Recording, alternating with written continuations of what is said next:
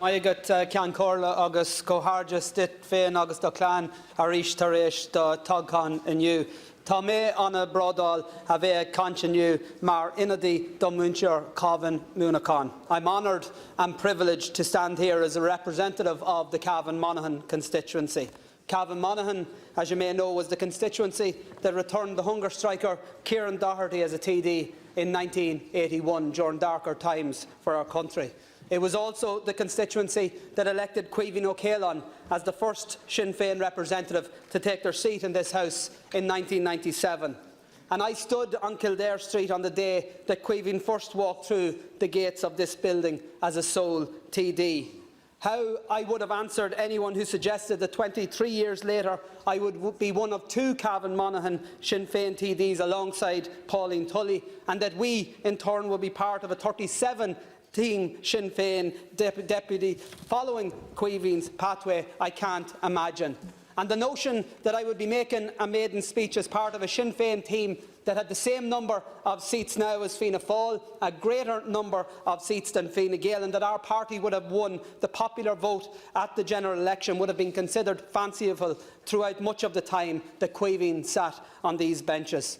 Cancórla, today I want to commend Caoimhín O'Callaghan for his service to the people of Cavan Monaghan and to our country and to our party. The growth of Sinn Féin over the past 3 decades is a testament to his work and dedication. I want to thank Caoimhín and his wife Bríd, their children Aisling, Sinead, Cleena, Dervla and Oran once again for their contribution to Irish public life and to Republican politics. And I also want to commend all those others, far too numerous to mention, who played a part in building our party over so many years. And some are no longer with us, and I know for them today is a very poignant occasion. The general election of the 8th of February 2020 will be marked in history as the day that Irish politics changed forever.